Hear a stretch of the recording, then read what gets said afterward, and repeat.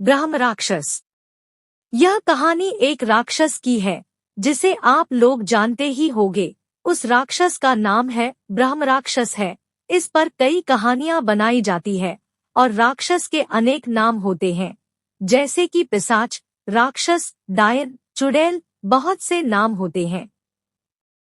तो दोस्तों चलो मैं अपनी कहानी पर आती हूँ। हमारे गांव में एक ब्राह्मण रहते हैं जिनका नाम दुर्जन शुक्ल है। दुर्जन शुक्ल को लोग दुर्जन जी कहकर बुलाते हैं। उनके घर से कुछ दूरी पर एक खेत था। उस खेत में एक बहुत बड़ा बरगद का पेड़ था। वह बरगद का पेड़ बहुत पुराना था। कुछ समय के बाद उन्होंने उस खेत पर घर बनाने की सोची। पहले वाला घर बहुत छोटा होने की वजह से उन्होंने खेत पर घर बनाने की सोची।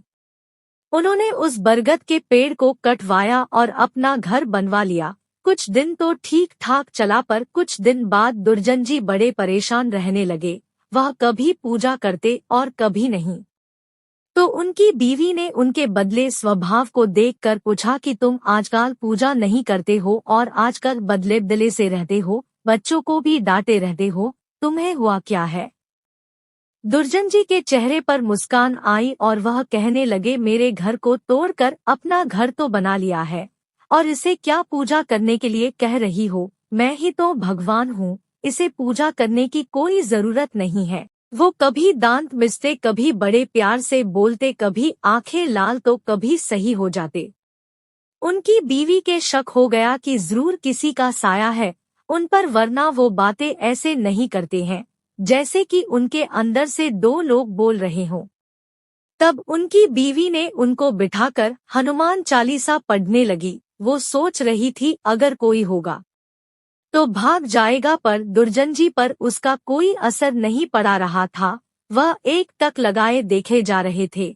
उनकी बीवी ने काफी देर हनुमान चालीसा और गायत्री मंत्र पढ़े। तभी दुर्जन जी की आंखें लाल हुई और कहने लगे कि मैं किसी से डरने वाला नहीं हूँ और तू क्या समझ रही है, मैं इसे ऐसे नहीं छोड़ने वाला हूँ। तब तक उसका छोटा बच्चा वहां आ गया। दुर्जन जी ने उसे जोर से पकड़कर अपनी तरफ खींचा लिया और ऐसा लग रहा था कि उसके सिर को कच्चा ही चबा जाएगा। उसकी पत्नी बोली कि बच्चे को छोड़ दो, इसने तुम्हारा क्या बिगाड़ा है? दुर्जन जी की पत्नी ने अपने बच्चे को अपनी तरफ खींच लिया। उसने फिर पूछा, आप कौन हो और मेरे पति के अंदर क्यों आए हो? आप हमसे क्या चाहते हो? आप हो कौन? तब उसने कहा कि अगर अपना भला चाहती हो तो बरगद के पेड़ लगाओ, जितना भी हो सके पेड़ लगाओ, फिर मैं बताऊंगा कि मैं कौन हूँ और फिर मैं चला जाऊंगा। तब दुर्जन जी की पत्नी ने 101 बरगद के पेड़ लगाए। एक दिन उसकी पत्नी ने देखा कि आज दुर्जन जी सुबह उठकर पूजा पाठ करके आ चुके हैं। तब दुर्जन जी के अंदर जो साया था उसने बोला, मैं तुम्हारे पति को आज छोड़ के जा रहा हूँ, तुम सदा सुखी रहो, तुम्हारे आचार विचार बहुत अच्छे हैं।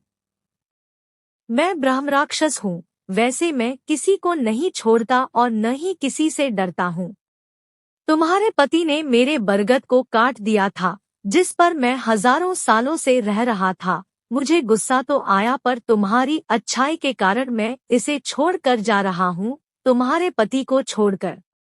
तब दुर्जन जी अचानक सही हो गए। तब दुर्जन जी की बीवी की आंखों से आंसू निकल आए। तो दोस्तों, अगर बुरे के साथ अगर तुम अच्छा करोगे तो एक दिन वह भी अच्छा हो जाता है।